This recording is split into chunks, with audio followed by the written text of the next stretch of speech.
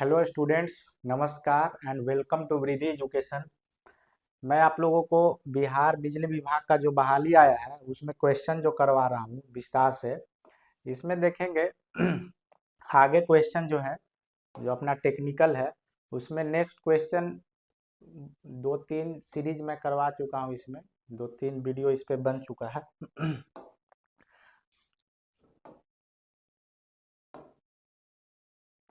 अभी देखिए इसमें क्या है कि प्रीवियस ईयर क्वेश्चन जो पूछा गया है उसको तो हम करवा ही रहे हैं। इसके बाद क्या है कि ये जो क्वेश्चन है आपको इसमें भी काम आने वाला है, मतलब डिप्लोमा का भी, diploma in electrical electrical engineering और आईटीआई लेवल पे इंडिया में या जितने भी स्टेट है उसमें सेंट्रल लेवल का हो या फिर स्टेट लेवल का एग्जाम हो, सारे में आपको काम आएगा। जैसे इसमें क्या है, लोको पायलट ड्राइवर का हो गया, टेक्नीशियन रेलवे हो गया, या स्टेट का भी जितना भी एग्जाम होता है बिजली विभाग का। और इसमें देखिए railway, power grid, NTPC, BSF, DVC, SAIL, NTPC, सारे जो जूनियर इंजीनियर का एग्जाम है इलेक्ट्रिकल का, उसमें सारा क्वेश्चन आपको बहुत इंपॉर्टेंट क्वेश्चन है, तो सबके लिए है। और ये क्वेश्चन जो है पूछा गया है पिछली बार जब टेक्नीशियन का एग्जाम हुआ था उसमें। तो देखिए हम सारा जो भी क्वेश्चन है उसको इतना डिटेल से देखेंगे कि वैसा क्वेश्चन आ जाए या इस ऑप्शन से रिलेटेड भी कोई क्वेश्चन आ जाए तो छूटना नहीं चाहिए, और हमको नहीं लगता है कि छूटेगा इतना डिटेल से बताने के बाद। ध्यान से देखिएगा, क्वेश्चन नंबर 1 पे आते हैं हम लोग। Which of the following Which of the following plant has high gestation period? इसका फिर इसका हिंदी में देखते हैं क्वेश्चन कि निम्नलिखित में से कौन से प्लांट की उत्पादन पूर्व अवधि अधिक होती है। उत्पादन पूर्व का मतलब क्या हुआ, उत्पादन से पहले। इसका आंसर हो जाएगा आपका बड़ा जल विद्युत संयंत्र, मतलब लार्ज हाइड्रो पावर प्लांट। इसका आंसर ये हो जाएगा डी। क्यों होगा, देखिए क्वेश्चन बोल रहा है कि हाई जेस्टेशन पीरियड क्या होता है, तो ये पीरियड बोलते हैं, इसको हिंदी में बोलते क्या है कि जब प्लांट नहीं बना हो, कमीशनिंग के समय को बोलते हैं। उत्पादन से पहले कोई भी प्लांट का मालूम होगा आपको, जो बिजली बना रही है पावर प्लांट, तो बिजली बनाने से पहले उसको बनाना पड़ता है। प्लांट बिना बने आप बिजली बनाना तो तैयार कर नहीं सकते हैं, तो बनाने में जो समय लगता है उसी का समय बोल रहा है। तो इसमें चारों ऑप्शन के बारे में डिटेल से देखेंगे। इसका आंसर तो लार्ज हाइड्रो पावर प्लांट, बड़ा बिजली जल विद्युत संयंत्र या पन बिजली जिसको बोलते हैं, पानी से बिजली बनाने की प्रक्रिया जो है,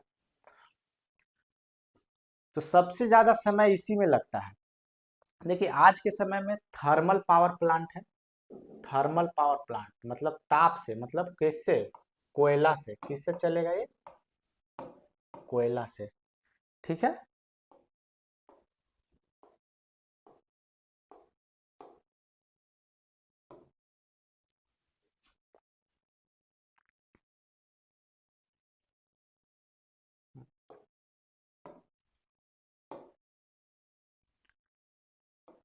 कोयला से चलेगा। और उसके बाद क्या है, परमाणु ऊर्जा, न्यूक्लियर पावर प्लांट जिसमें यूरेनियम का लगता है, यूज होता है। सौर ऊर्जा अभी बहुत नया ट्रेंड में चल रहा है, धीरे धीरे इसको भी भारत में बहुत ज्यादा इससे उत्पादन किया जा रहा है, तो ये हो गया सोलर पावर प्लांट। पहले 3 था, एक चौथा जुट गया, ठीक है। तो इस सारा सारा का हम देखेंगे कि इसमें कैसे कैसे। ये देखिए एक फिगर दिखाया गया है, ये थर्मल पावर प्लांट का एक डायग्राम है। थर्मल पावर प्लांट में आप देखेंगे यहाँ पे एक सिंपल, यहाँ पे ये कूलिंग टावर है। ये क्या है, कूलिंग टावर। ये जो पार्ट है ये है कूलिंग टावर। कूलिंग टावर जहाँ पे पानी को ठंडा किया जाता है, जब और यहाँ से यही पे काम होता है, ये भाप यहाँ पे हाई प्रेशर आ रहा है और इसके बाद पानी को जब ठंडा किया जाता है कंडेंसर में, तो यहाँ से वेपराइज होकर निकल रहा है। यहाँ पे एक चिमनी दिख रहा होगा, यहाँ पे कोयला जलने के बाद क्या होता है कि उससे धुआं निकलता है। तो ये जो थर्मल पावर प्लांट है, जैसे एनटीपीसी जिसको बोल रहे हैं हम लोग, तो नेशनल थर्मल पावर प्लांट जिसको बोलते हैं, तो यहाँ पे ताप से या कोयला से बनता है। तो इसको बनने में कितना समय लगता है, फिर हम देखेंगे नीचे, ये है हाइड्रो पावर प्लांट, और इसी का एक इधर वर्जन भी दिखाया गया है एक अलग सा, जिसमें पूरा टरबाइन ये सब लगा के। तो इसमें देखिए न्यूक्लियर पावर प्लांट जो है, जो यूरेनियम से बनता है, ऊर्जा बनता है, उसमें क्या है कि इसको बनने में जो समय लगता है वो 6 से 8 साल लगता है। ठीक है। अभी थर्मल पावर प्लांट जो एनटीपीसी जो है, तो उसको बनने में 4 साल के आसपास लगता है। सोलर पावर प्लांट सबसे कम 3 से 6 महीना लगता है। अगर 1000 किलोवाट का अगर सोलर पैनल लगाना है, प्लांट बैठाना है, तो उसमें 3 से 6 महीना का समय लगता है। और लार्ज हाइड्रो पावर प्लांट, इसमें 8.5 साल, 8.6 ईयर, लगभग कितना हो गया, 9 वर्ष, ये आपका लग जाएगा सिर्फ डैम बनने में। ये जो डैम दिख रहा है, तो इसी में सबसे ज्यादा समय लगता है। क्यों? क्योंकि ये जो है पहाड़ी क्षेत्र में बनता है। हम बता ही थे एक और वीडियो में इसके बारे में। यहाँ पे देखिए एक पहाड़ से, जैसे उत्तराखंड है, हिमाचल है, या फिर नॉर्थ ईस्ट के एरिया में जहाँ पे ब्रह्मपुत्र नदी बह रही है, तो उस जगह पे क्या होता है कि पहले तो बहुत दुर्गम एरिया है, वहां पे पहुंचना मुश्किल है। और जहाँ पे पहाड़ी संकीर्ण होता है, पतला होता है, नैरो होता है, वहीं पे बांध को क्या किया जाता है, बांध दिया जाता है, इससे पानी को रोक दिया जाता है, नदी को ही। और नदी से इधर पानी आके इसमें धीरे धीरे भर रहा है। अब क्या हुआ, यहाँ पे हाई प्रेशर क्रिएट हुआ, ये जो सीमेंट का बांध है, उसके बाद इसको टरबाइन की मदद से, यहाँ पे टरबाइन लगा देते हैं, और पानी इस रास्ते से ऐसे निकाल रहे हैं। तो पानी बहने के क्रम में क्या होता है, टरबाइन को घुमाता है, और वही टरबाइन जो है जनरेटर से जुड़ा होता है, और जनरेटर को घुमाएगा तो बिजली का उत्पादन होगा। तो यहाँ पे देखिएगा, तो ये जो टाइम है, ये बनने में बहुत समय लगता है, क्योंकि यहाँ पहाड़ी एरिया में सीमेंट कंक भेजने के लिए, सरिया भेजने के लिए, छड़ भेजने के लिए, या और भी चीजों का गाड़ी आवागमन ही बहुत मुश्किल होता है। तो उसके बाद यहाँ पे काम करने में, इसको बनने में लगभग 9 ईयर सिर्फ इसको बनने में लग जाता है, 9 साल। उसके बाद भी और मान लीजिए कि 1-2 साल लगेगा आपको ये प्लांट, ये जनरेशन के लिए टावर या फिर पूरा पावर प्लांट बैठाने में, जहाँ से बिजली बनना शुरू हो जाए। तो सबसे ज्यादा समय अगर किसी को बनने में लगता है तो वो है आपका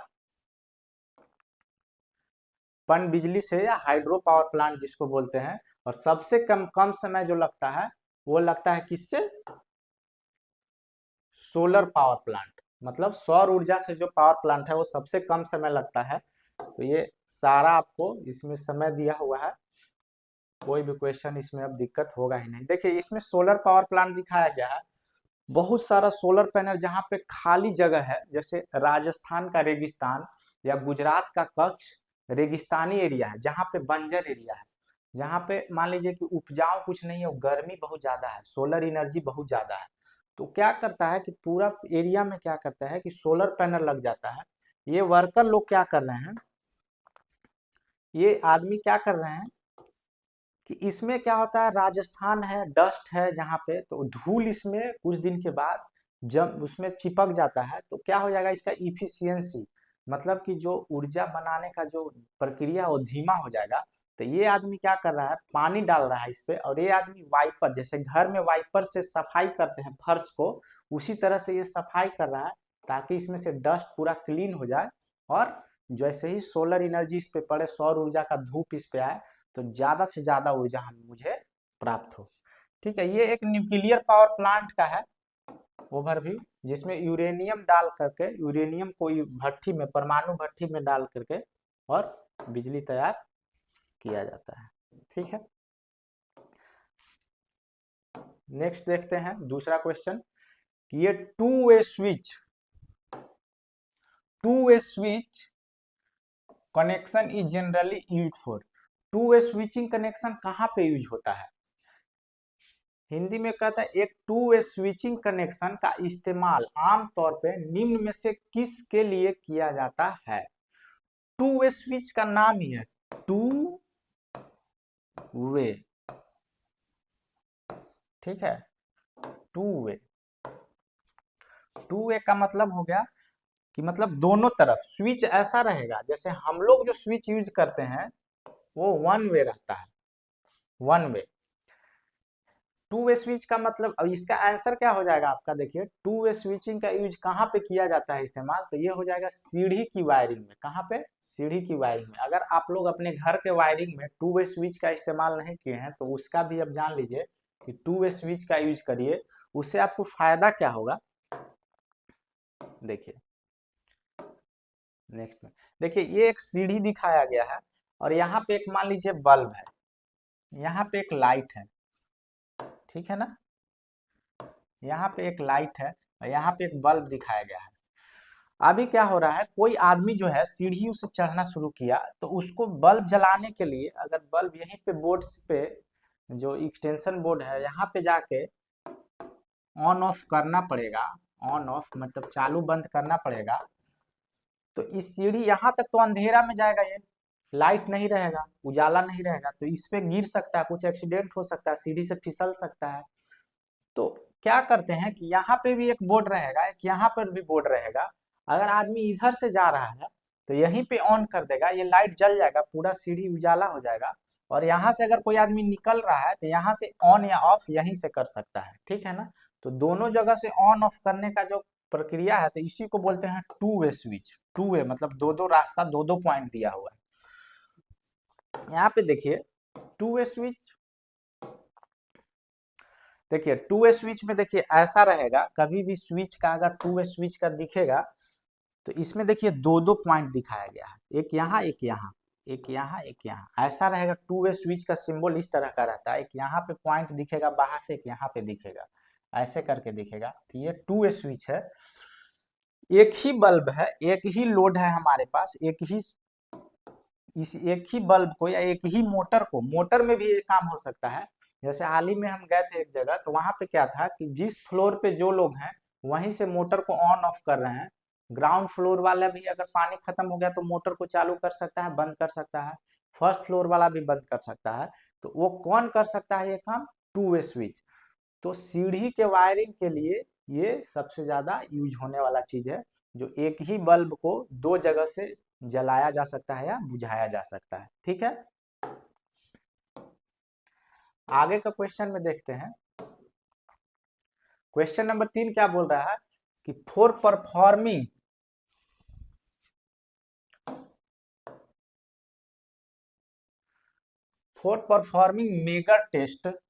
megger test on low voltage equipments, 440 volt, यहाँ वोल्टेज भी दे दिया।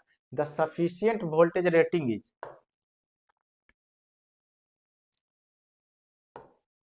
सफिशियंट वोल्टेज रेटिंग क्या होगा, है ना। अभी देखिए मेगर क्या होता है, मेगर, मेगर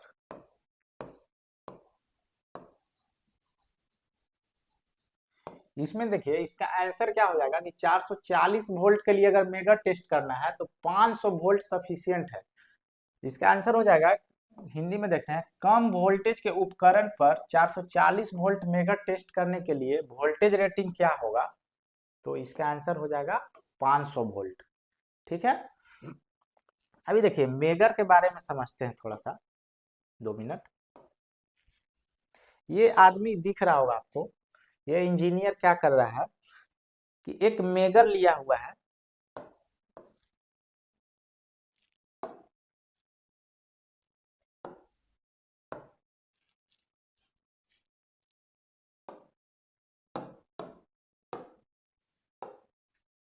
एक मेगर लिया हुआ है, इसे मोटर को टेस्ट कर रहा है। देखिए मेगर से होता क्या है इसका आंसर आपको पता है, 500 वोल्ट हो जाएगा कम वोल्टेज के लिए। जैसे हमारे घर में मान लीजिए तूफान पंखा है, या आपके घर में भी है, या मोटर है जो टुल्लू पंप है जिसे पानी चढ़ा रहे हैं टैंक में।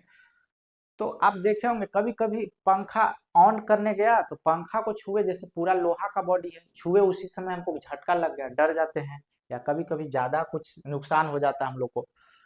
तो मेगा टेस्ट में क्या होता है कि जो वायरिंग है, मोटर का वायरिंग, ये वायरिंग है, यहाँ पे टर्मिनल है, इसके और इसके बीच में इंसुलेशन रेजिस्टेंस देखा जाता है, प्रतिरोध, ज्यादा प्रतिरोध होना चाहिए, क्योंकि करंट को रोकने का क्षमता ज्यादा होना चाहिए। ऐसा नहीं कि हम इसके बॉडी में, मोटर के बाहर अगर कहीं हम छुए अगर झटका लग रहा है तो प्रॉब्लम है। तो उसको हम मेगा टेस्ट करके जब देखेंगे 500 वोल्ट पे, तो वो फेल आएगा, उसका रेजिस्टेंस कम आएगा, उसका प्रतिरोध कम आएगा। तो उसको हम कहेंगे कि कहीं ना कहीं क्या हुआ कि तार जो है ना, जैसे तूफान पंखा में भी क्या होता है, तार जो है अंदर से कट के या वाइंडिंग जो है कट के और उसके बॉडी में चिपक गया, उसके जो मेटल का पार्ट है लोहे का उसमें कहीं सटा हुआ है, तो पंखा भी चलेगा, उसमें करंट भी रहेगा। जैसे ही पंखा के बाहरी भी कोई टच करेगा तो उसको झटका लग सकता है। तो मेगा टेस्ट इसी के लिए करते हैं हम लोग। देखिए यहाँ पे एक ये एक्चुअल इमेज दिखाया गया है। हम लोग जहाँ काम करते हैं अपने कंपनी में, पावर ग्रिड में, तो वहाँ पे भी एक मेगा टेस्ट है, वहीं का ये है, आपको इमेज दिख लगा है। तो इसमें देखिए यहाँ पे अलग अलग वोल्टेज रेटिंग दिख रहा होगा, 500 वोल्ट, 1000 वोल्ट को 1 के भी लिख दिया, 2.5 के भी, 5 के भी, 10 के भी, मैंने 10,000 वोल्ट तक है। तो यहाँ पे देखिए जैसे ही 500 वोल्ट पे ये सेलेक्ट किया हुआ है, ये जो तीर है, ये जो एरो है ये 500 वोल्ट पे है, यहाँ पे भी 500 वोल्ट आ गया। और इस पे जैसे दो वायर निकालेंगे और किसी भी इक्विपमेंट को चेक करेंगे जब, तो ये देखिए यहाँ भी IR इंसुलेशन रेजिस्टेंस का नाम है, ये मेगर कंपनी का बना हुआ है, इसीलिए इसको मेगर बोलते हैं, मेगर टेस्ट। तो हम जब चेक करेंगे तो इसको मेगा ओम और गीगा ओम में वैल्यू, बहुत हाई वैल्यू आएगा रेजिस्टेंस का, तब मानेंगे कि वो चीज क्या है, सही है। और नहीं तो पंखा में अगर करंट आ जा रहा है या मोटर में बाहर करंट आ जा रहा है, इसका मतलब मेगा टेस्ट में आपका सामान, इक्विपमेंट क्या है, फेल है। अब एक अगला क्वेश्चन देखिए, the wiring system which is free from electrical shock is, कह रहा है कि जो मोस्टली वायरिंग सिस्टम जो घर में यूज होता है और फ्री फ्रॉम इलेक्ट्रिक शॉक है, तो वो एक मान ये है, इसका आंसर हो जाएगा आपका केजिंग कैपिंग। ठीक है, केजिंग कैपिंग। देखिए अलग अलग तरह का यहाँ पे वायरिंग आपको हम दिखा रहे हैं, इसका आंसर हो जाएगा केजिंग कैपिंग। क्या है, वह वायरिंग सिस्टम कौन सा है जो बिजली के झटके से मुक्त है, बिजली का झटका नहीं लगेगा, तो इसमें केजिंग कैपिंग आंसर इसका हो जाएगा। केजिंग कैपिंग मतलब उसको ढका हुआ रहता है। अभी देखिएगा इसमें इमेज लगाया हुआ है,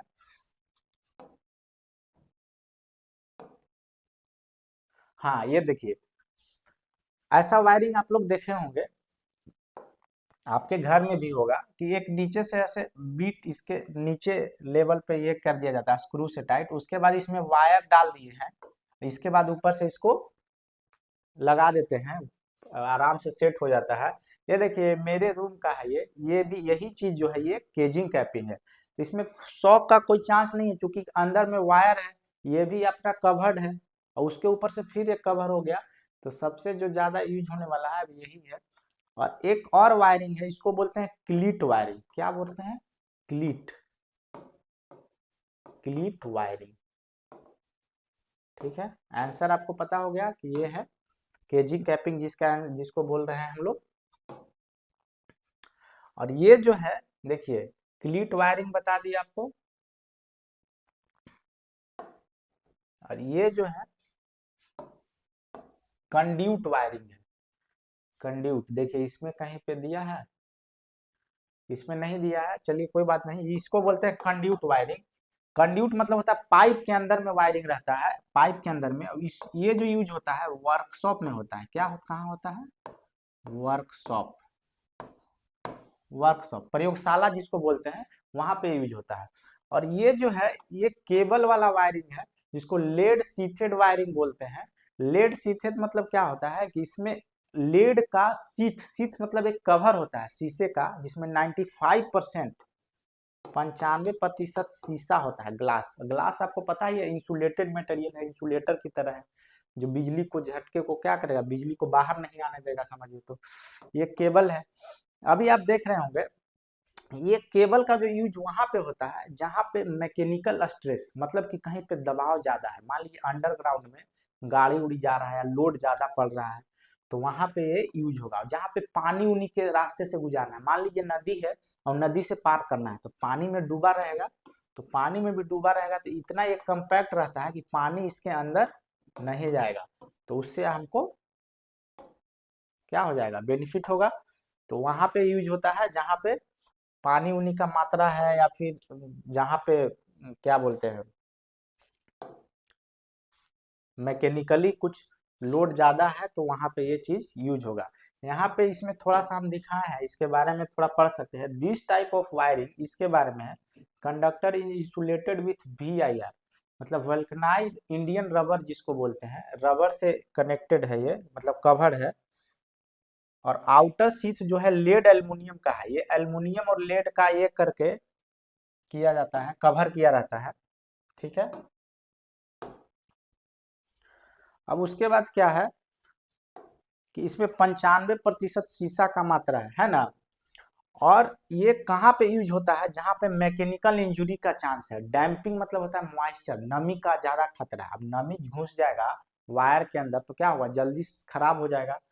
तो उस जगह पे पानी उनी का मात्रा ज्यादा है, वहां पे हमको lead sheathed battery, lead sheathed wiring का यूज करते हैं, ठीक है। अभी देखते हैं आगे, क्वेश्चन नंबर 5 में देखते हैं हम लोग। हाँ, the supporting wire which is used in the opposite direction of tension on the pole due to overhead conductor is known as. तो इसका हो जाएगा आंसर स्टे वायर या गाई वायर बोलते हैं। क्या बोलते हैं, गाई वायर। इसका ओवरहेड कंडक्टर के कारण पोल के खिंचाव से बचाने के लिए प्रयुक्त विपरीत दिशा में किया जाने वाला वायर। अभी ये देख रहे होंगे, इसका आंसर हो जाएगा आपका स्टे वायर या गाई वायर। क्या बोलते हैं, गाई वायर, गाई तार। अभी देखिए कि एक पोल है, अब इधर से 3 ठो RYB फिर जैसे खींच के बांध दिया। अभी पोल नीचे जमीन में ऐसे है, ठीक है ना।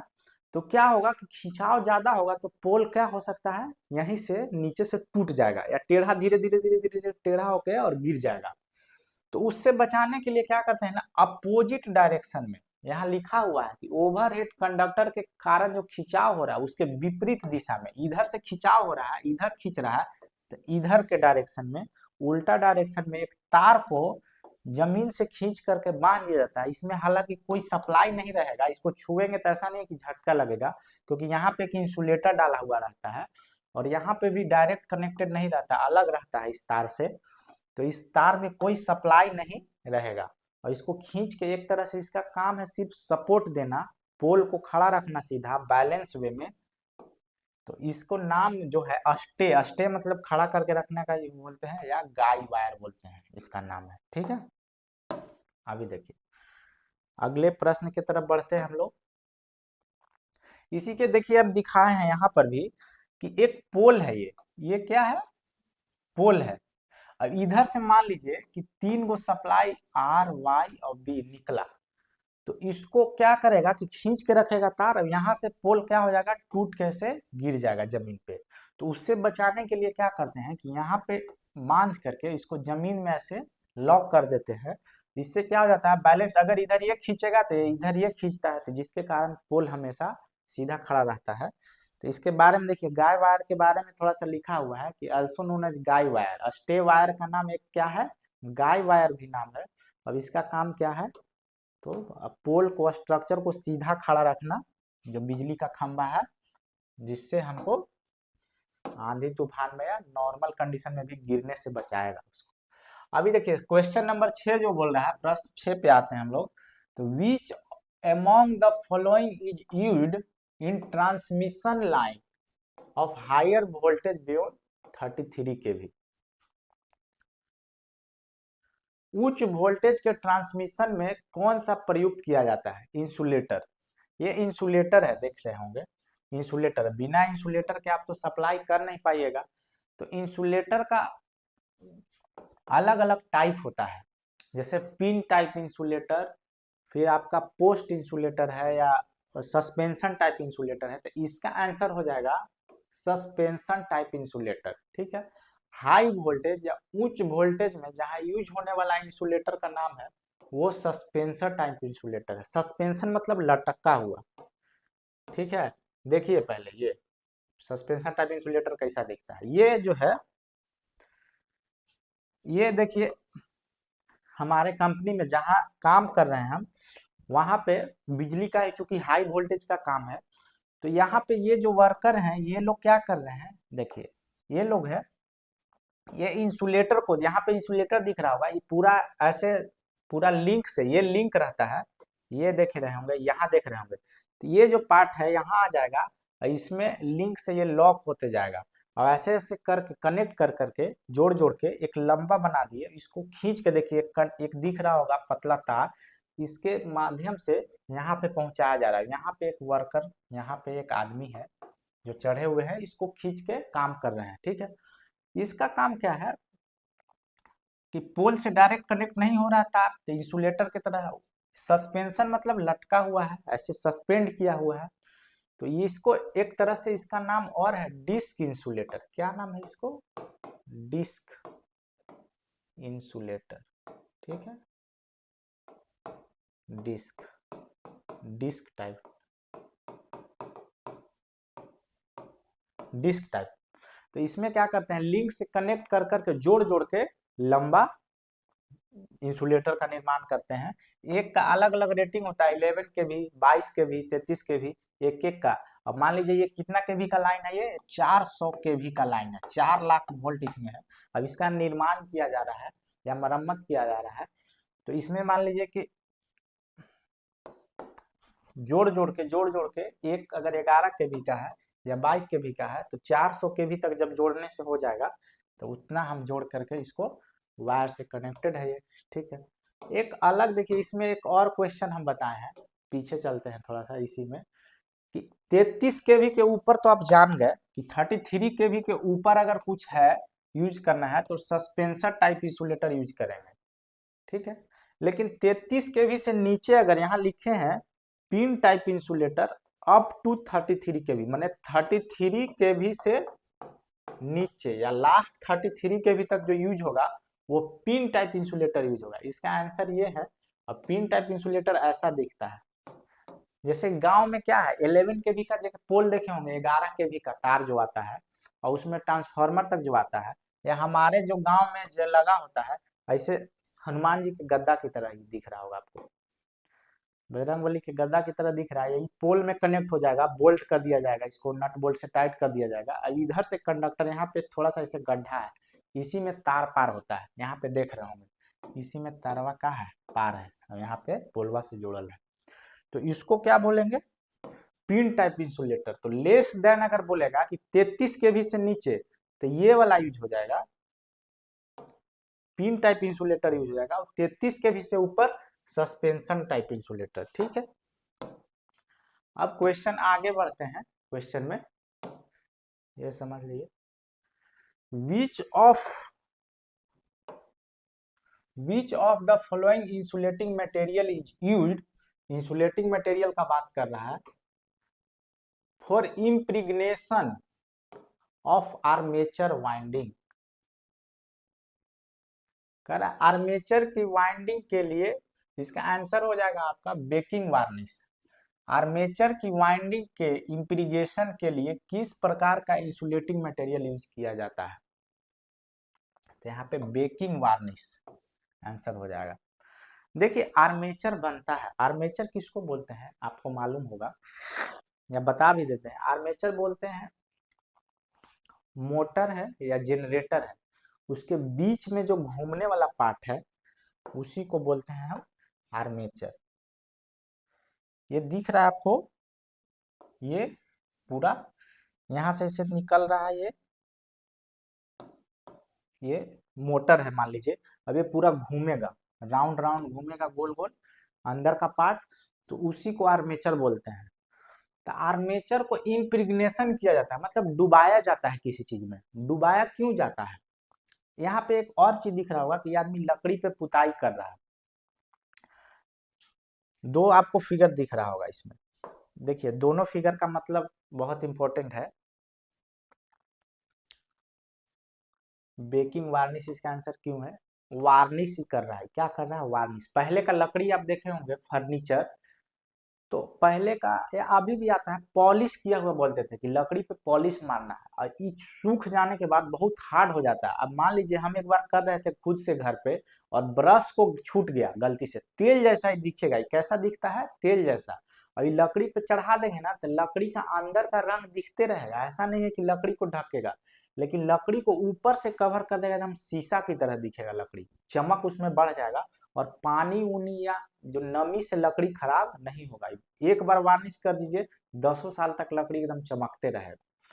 तो इसी को बोलते हैं पॉलिश करना। तो यही वार्निश का यूज जो है इस मोटर में किया जाता है, वाइंडिंग पे डाल दिया। वाइंडिंग पे क्या कर रहा है, देखिए वाइंडिंग मध्य की तरह जो दिख रहा है आपको, ये वार्निश है, तेल की तरह है, और इस पे ये डाल दिया।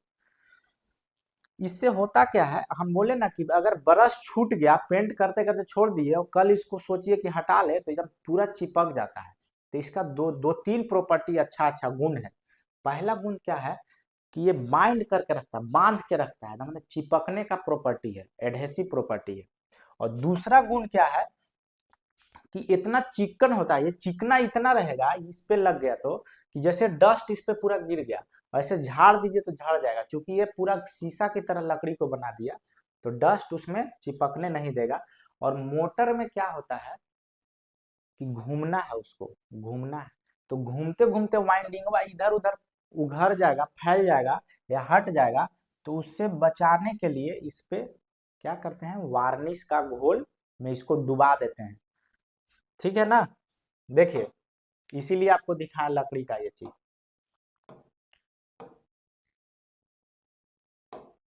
देखिए आगे देखिए, इसी का एक और, इसमें कह रहा है कि वार्निश करने से पहले preheat the motor winding before varnish impregnation. Varnish में डुबाने से पहले पहले मोटर वाइंडिंग को हीट किया जाता है। हीट मतलब आग में डाल के नहीं, हल्का हल्का गर्म हवा मारा जाता है, उसमें से नमी का मात्रा निकल जाए। जब शुरू शुरू में जनरेटर मोटर तैयार होता होगा, तो मोटर जनरेटर तैयार करके तुरंत मार्केट में नहीं भेजा जाता, वाइंडिंग हुआ तो उसमें क्या है, मौसम में नमी है, तो उससे बचाने के लिए उसको हल्का सा हीट दे दिए, गर्म कर दिए, और गर्म करने के बाद वार्निश में अंदर डुबा देता है मोटर को। तो डूबने से क्या होगा, 30 मिनट के बाद उसमें वार्निश जाके चिपक जाएगा वाइंडिंग में, तो हिलने नहीं देगा, पूरा मोटर हिलते डुलते भी रहेगा, तो अंदर का वाइंडिंग इधर उधर नहीं होगा। इसका एडवांटेज है कि इलेक्ट्रिकली इंसुलेटेड, इंसुलेटर की तरह भी है, और मैकेनिकली बेटर करेगा। क्यों, क्योंकि वाइंडिंग को बांध करके रखेगा, मूवमेंट जो होता है उसको ज्यादा हिलने नहीं देगा, अंदर में तार जो है इधर उधर। प्रोटेक्ट फ्रॉम कंटामिनेशन, डस्ट धूल गर्दा आएगा तो उसको भी वो चिपकने उसमें नहीं देगा। ठीक है, अभी देखिए, आप देखे होंगे कि नया मोटर लिए या पंखा लिए तो वो जल गया, पंखा पंखा चला 4 साल आपका या 5 साल चला, 5 साल के बाद उसका वाइंडिंग या मोटर का वाइंडिंग जल गया, अंदर का आर्मेचर जो दिख रहा होगा ये आपका क्या हो गया, जल गया। तो फिर उसके बाद दोबारा जब आप दुकान में जाते हैं, उसको बोलते हैं कि हमको वाइंडिंग कर दीजिए, तो वाइंडिंग वो करके देता है, दिया, और उसके बाद क्या होता है कि फिर एक ही साल में जल जाता है, जल्दी जल्दी खराब होता है। इसका एक कारण ये भी है कि शुरुआत में नया पंखा लिए बहुत दिन तक चला, लेकिन रीवाइंडिंग करवाया तो चला ही नहीं, ज्यादा दिन तक नहीं चला, एक सीजन में फिर से जल गया। तो वो क्या करता है, वाइंडिंग तो कर देता है, इसका जो कॉपर कंडक्टर जो जल गया था उसको तांबा का तार लपेट के फिर से वाइंडिंग कर देता है, लेकिन इसमें ये सब मटेरियल नहीं यूज करता है, ये वार्निश नहीं डालता है। तो उसके कारण क्या होता है, हिल जाता है, हिलने डुलने से और डस्ट पार्टिकल इसमें चिपकने से इसमें क्या हो जाएगा, वाइंडिंग मेरा जल्दी से खराब हो जाता है। इसीलिए रीवाइंडिंग का पंखा या मोटर फिर दोबारा उतना ज्यादा दिन नहीं चलता है। क्वेश्चन नंबर 8 क्या बोल रहा है, which among the following is unit of luminance या इल्यूमिनेशन। इल्यूमिनेशन क्या होता है, इल्यूमिनेशन का इसका आंसर हो जाएगा, इल्यूमिनेशन का लक्स, लक्स नहाने वाला नहीं है, ठीक है ना, ये लक्स है, जो लाइट निकल रहा है, जो अभी आपको दिख रहा होगा सब कुछ उजाला या प्रकाश जो हमको दिख रहा है, उसी के मात्रा को बोलते हैं। अभी देखिए इसमें बहुत सारा है चीज, इसका आंसर तो हो गया कि इल्यूमिनेंस या प्रदीपन भी जिसको बोलते हैं, कि इकाई क्या होती है, तो इसका हो जाएगा लक्स। अब इसमें और भी ऑप्शन दिया, कैंडेला, ल्यूमेन, कैंडेला पर स्क्वायर मीटर। देखिए पहले समझिए इसमें एक आपको मोमबत्ती दिख रहा होगा दोनों तरफ, ठीक है, मोमबत्ती मोमबत्ती जल रहा है, तो एक आदमी जो है आई से ये क्या कर रहा है, देख रहा है इसको, ठीक है ना।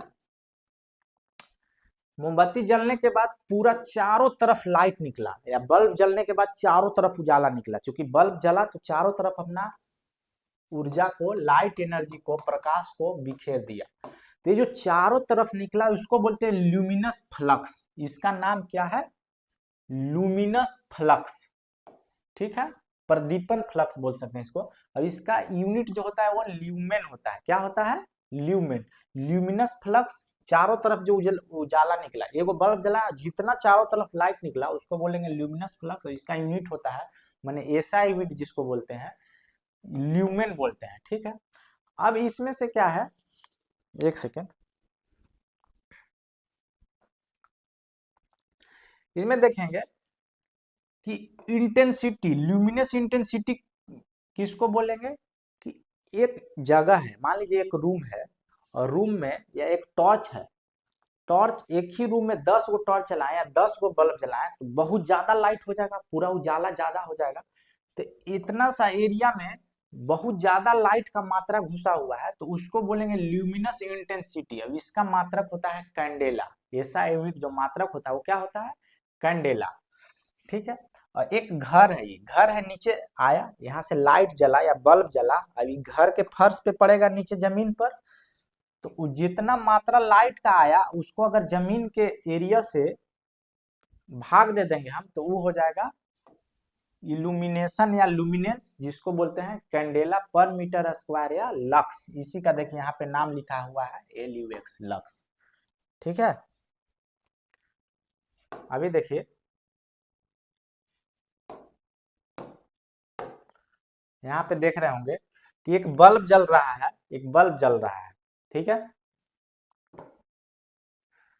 यहाँ पे एक मोमबत्ती जल रहा है। तो इल्यूमिनेशन क्या है, कि फेनोमेनन है, एक घटना है जिसमें होता क्या है कि जब किसी भी चीज को एक लिमिट तक गर्म करेंगे, उसके बाद जैसे ही वो गर्म होगा तो उसमें से प्रकाश निकलने लगेगा, उजाला निकलने लगेगा।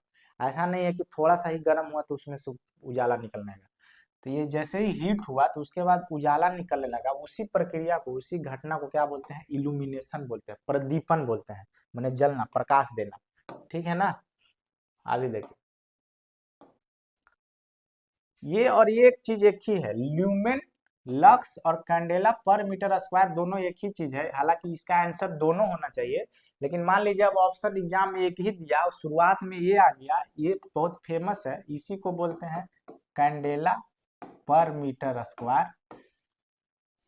दोनों एक ही है, लेकिन पहले ये ऑप्शन दे दिया, अब ये ज्यादा फेमस है, इसको इसीलिए इसको ये मार दीजिए। हालांकि ये दोनों ऑप्शन ऐसे नहीं देना चाहिए, और देना भी चाहिए तो A और B करके ऐसे देना चाहिए भी option,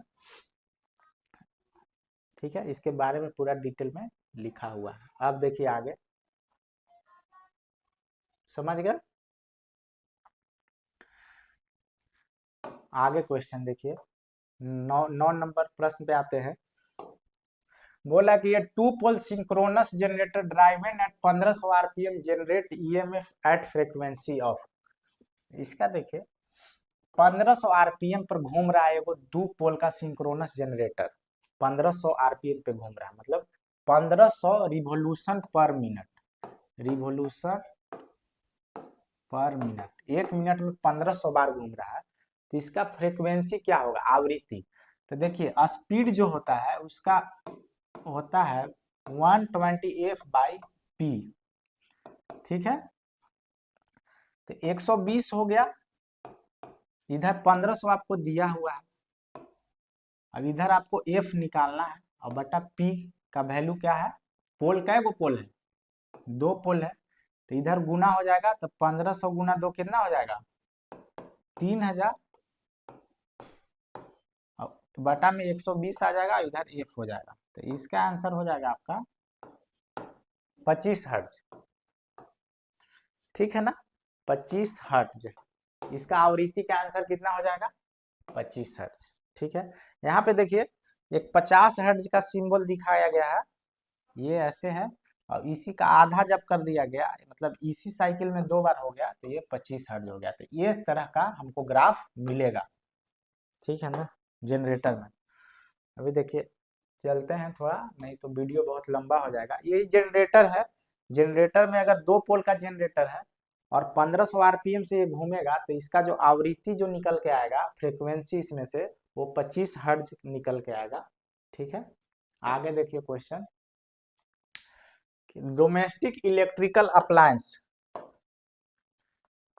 mostly operate at what voltage, जो घर का जो बिजली का जितना भी उपकरण है वो किस वोल्टेज पे चलता है, कितना वोल्टेज रहना चाहिए, और एक्चुअल वोल्टेज जो 230 वोल्ट पे सारा चलता है, और उसका आवृत्ति अगर कोई पूछेगा तो वो कितना रहेगा, 50 हर्ट्ज रहेगा। तो वही हम लोग का क्या होता है, कभी कभी गांव में वोल्टेज थोड़ा बहुत कम हो जाता है गर्मी के समय में, तो उससे क्या होता है, अगर वोल्टेज बहुत कम पे कोई भी चीज को चला रहे हैं, मोटर को या किसी भी चीज को, पंखे को, और वोल्टेज मान लीजिए 150 वोल्ट आपका मिल रहा है वोल्ट मीटर में, तो क्या हो जाएगा, धीरे धीरे गर्म होके पंखा या मोटर जल जाएगा। तो इसीलिए ज्यादा कम वोल्टेज चलाना भी नहीं है, क्योंकि जो डिजाइन किया रहता है घरेलू उपकरण किस वोल्टेज पे ज्यादातर डिजाइन रहते हैं, यहाँ देखिए घरेलू उपकरण किस वोल्टेज पे डिजाइन रहता है, तो 220 वोल्ट और 50 हर्ट्ज पर, ठीक है, हर्ट्ज। अभी देखिए क्वेश्चन नंबर 11 में आते हैं हम लोग। In power generation plant the power is always generated as, कह रहा है कि विद्युत उत्पादन संयंत्र जहां पे बिजली बन रहा है उसमें बिजली हमेशा इस पर उत्पन्न होती है, किस पर, तो नियत आवृत्ति और नियत वोल्टेज रहेगा, वोल्टेज और फ्रीक्वेंसी दोनों सेम रहेगा ना। फ्रीक्वेंसी देखिए वोल्टेज का वैल्यू सेम रहेगा और फ्रीक्वेंसी भी सेम रहेगा। फ्रीक्वेंसी मतलब होता है आवृत्ति, देखिए ऐसे हम लोग के घर में जो वोल्टेज आता है सप्लाई, वो 1 मिनट 1 सेकंड में 50 बार अप डाउन करता है, लेकिन हमको एक ही सेकंड में 50 बार हाई 50 बार लो होता है, लेकिन हमको पता नहीं चलेगा, क्योंकि आंख 1 सेकंड में 50 बार अप डाउन होगा कोई भी चीज वोल्टेज, तो आपको पता ही नहीं चलेगा, सेंस ही नहीं कर पाएंगे, लगता है कि एकदम आराम से कोई भी चीज जल रहा है या चल रहा है, मोटर या ट्रांसफॉर्म या क्या बोलते हैं सप्लाई। तो ये जो है हमेशा याद रखिए कि ये फिक्स रहेगा फ्रीक्वेंसी, और वोल्टेज भी फिक्स रहेगा, ठीक है, पावर जनरेट जो करता है हम लोग को कोई भी पावर प्लांट में। आगे है कि ऑटो ट्रांसफार्मर हैज, एक ऑटो ट्रांसफार्मर में कितना वाइंडिंग रहेगा, तो एक वाइंडिंग रहेगा सिर्फ। देखिए ये ऑटो ट्रांसफार्मर ऐसा दिखेगा, इसमें बीच में ही एक वाइंडिंग रहेगा ऐसे ऐसे, और इसमें टैपिंग लेके प्राइमरी और सेकेंडरी बनाते हैं, मैंने प्राथमिक साइड में और द्वितीयक साइड में ऑटो ट्रांसफार्मर है ये। और ये नॉर्मल ट्रांसफार्मर 2 वाइंडिंग ट्रांसफार्मर है, 2 वाइंडिंग, देखिए इसमें एक इधर वाइंडिंग है और एक इधर वाइंडिंग है, ठीक है ना। इधर से मान लीजिए सप्लाई देंगे, इधर से हम सप्लाई को प्राप्त करेंगे, इधर से निकलेगा, लेकिन जो ऑटो ट्रांसफार्मर होता है वो एक ही वाइंडिंग रहता है, उसमें जो लपेटा हुआ कॉपर का कंडक्टर रहेगा वो एक सिंगल रहेगा, देख रहे होंगे आप। तो ऑटो ट्रांसफार्मर में हमेशा याद रखना है एक वाइंडिंग रहेगा, और इससे फायदा क्या होता है, कॉपर, क्योंकि ट्रांसफार्मर में सबसे महंगा चीज तांबा ही है, कॉपर है, तो कम कम लगेगा इसमें कॉपर, वही काम हमको आधा कंडक्टर में ही हो जाएगा, इसी को 2 बार हमको लगाना पड़ रहा है। तो कभी भी ऑटो ट्रांसफार्मर कोई पूछे, ऐसे ट्रांसफार्मर बोले तो उसमें एक वाइंडिंग नहीं होगा, लेकिन जब ऑटो ट्रांसफार्मर का बात आ जाए तो उसमें एक वाइंडिंग रहेगा। In transformer the energy is transferred from primary to secondary winding through the medium of, कह रहा है कि एक ट्रांसफार्मर में ऊर्जा प्राइमरी से सेकेंडरी वाइंडिंग में किस तरह माध्यम से स्थानांतरित होती है, किस तरह से जाता है। ये देखिए एक प्राइमरी वाइंडिंग है, ये क्या है, प्राइमरी, और इधर है सेकेंडरी वाइंडिंग, और यहाँ से ऊर्जा जा रहा है, कोई कनेक्शन नहीं है बीच में, ऐसा नहीं कि तार कहीं से जोड़ दिए हैं, नहीं ऐसा नहीं है। तो ये जो जा रहा है ये माध्यम है मैग्नेटिक फ्लक्स के माध्यम से, तो यहाँ पे देखिए हो जाएगा चुंबकीय फ्लक्स, आंसर क्या हो जाएगा, चुंबकीय फ्लक्स। यहाँ पर भी देखिए 2 वाइंडिंग है, अब इसमें से इसमें ऊर्जा का ट्रांसफर हो रहा है, तो यहाँ पे लोहा का कोर लगा होता है आयरन का, और यहाँ पे फ्लक्स मैग्नेटिक चुंबकीय फ्लक्स बहते रहता है, फ्लो करते रहता है, और इससे इसमें किसके माध्यम से जाता है, चुंबकीय फ्लक्स से। यहाँ पे एक और दे रहा है लीकेज फ्लक्स। लीकेज फ्लक्स क्यों नहीं होगा, लीकेज मतलब होता है जो बर्बाद हो गया। मान लीजिए कि कोई भी चीज आप पानी या खेत में नहर से पानी ले रहे हैं, ठीक है, नहर कैनाल से पानी अपने खेत में ले रहे हैं, तो क्या होता है कि कुछ पानी बर्बाद हो जाता है खेत में आने से पहले इधर उधर बह जाता है। वैसे ही फ्लक्स में भी क्या होता है कि सारा फ्लक्स जो यहाँ से डेवलप हुआ वो सारा इसमें नहीं जाता है, कुछ बर्बाद हो जाता है। तो बर्बाद जो हो ये गया उसके कारण थोड़ी ऊर्जा का ट्रांसफर हुआ, जो एक्चुअल में गया वास्तव में उसी से ना ऊर्जा का ट्रांसफर हुआ। तो जो वास्तव में जो गया leakage flux, sorry leakage flux नहीं, चुंबकीय फ्लक्स, उसके कारण हमको ऊर्जा का ट्रांसफर हुआ। लीकेज फ्लक्स जो है बर्बाद फ्लक्स है, उससे ऊर्जा का ट्रांसफर नहीं हुआ, वो तो बर्बादे हो गया। अगला क्वेश्चन देखिए, What will happen if 230 volt DC series motor is connected to AC supply. अभी देखिए सीरीज मोटर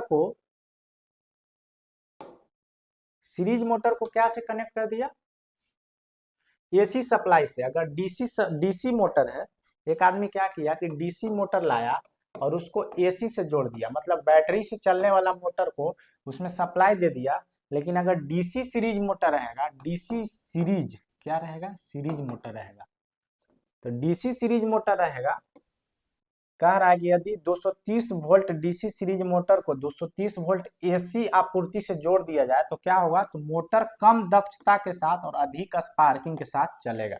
मोटर चलेगा, सीरीज मोटर क्या है कि अगर एसी डीसी का मोटर था और एसी जोड़ दिए तो ऐसा नहीं है कि मोटर नहीं चलेगा, मोटर चलेगा लेकिन उसका एफिशिएंसी कम हो जाएगा और स्पार्क ज्यादा करेगा, अंदर चिंगारी निकलते रहेगा, ठीक है। अगला क्वेश्चन देखिए, annual interest depreciation method compound method is used in power plant economics is known as. तो इसका हो जाएगा डिमिनिशिंग वैल्यू मेथड। कह रहा है कि विद्युत संयंत्र के अर्थशास्त्र में प्रयुक्त वार्षिक चक्रवृद्धि ब्याज को किस नाम से जाना जाता है, तो डिमिनिशिंग वैल्यू मेथड, ठीक है ना।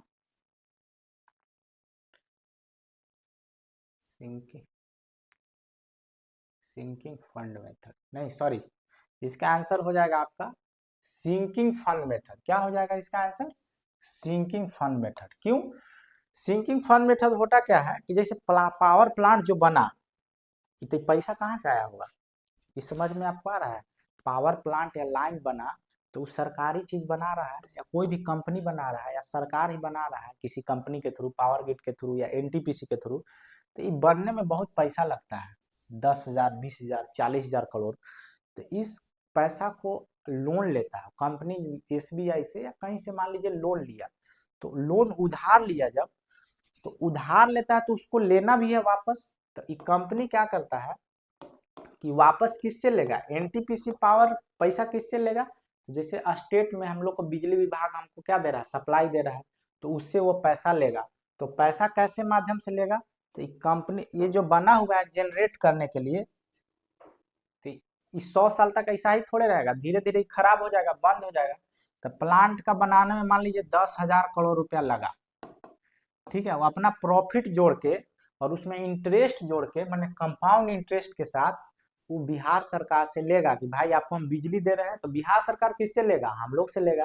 तो हम लोग का पैसा मान लीजिए एनटीपीसी तक जा रहा है जो बिजली बनाया, तो वो जो जिसमें कंपाउंड इंटरेस्ट मेथड का यूज होता है वो सिंकिंग फंड मेथड का यूज होता है, ठीक है ना। क्योंकि कंपनी अगर बना है तो उसको पैसा भी अपना वापस निकालना है, ताकि तब जब ये प्लांट 100 साल में खराब हो जाएगा तो फिर दूसरा प्लांट बनाने के लिए भी पैसा चाहिए, और कोयला लग रहा है वो लग रहा है उसके लिए भी पैसा चाहिए। तो उस सब के लिए इसका आंसर क्या हो जाएगा, सिंकिंग फंड मेथड। ठीक है, क्वेश्चन यहाँ पे समाप्त होता है। थैंक यू दोस्तों, और आप लोगों का प्यार जो मिल रहा है बहुत अच्छा लग रहा है। हम देख रहे हैं सारे लोग बहुत सपोर्ट कर रहे हैं और क्वेश्चन को समझ रहे हैं, फीडबैक भी अपना दे रहे हैं। फीडबैक दीजिए हम लोग को, उससे क्या होगा कि जो कमी रहेगा उसको पूरा करेंगे। और चूंकि मेरे पास मैं भी काम करता हूँ, तो ड्यूटी के बाद जैसे आज संडे है तो एक वीडियो बना लिए, वैसे ही थोड़ा थोड़ा करके आप लोग के लिए सारा मटेरियल हम प्रोवाइड करवा देंगे। और एक हमारा एप्लीकेशन भी है, उसमें भी आपको डाउनलोड करके उसमें भी आपको जो ज़रूरत का चीज़ है आपको मिलेगा बहुत सारे एग्जाम के लिए। धन्यवाद।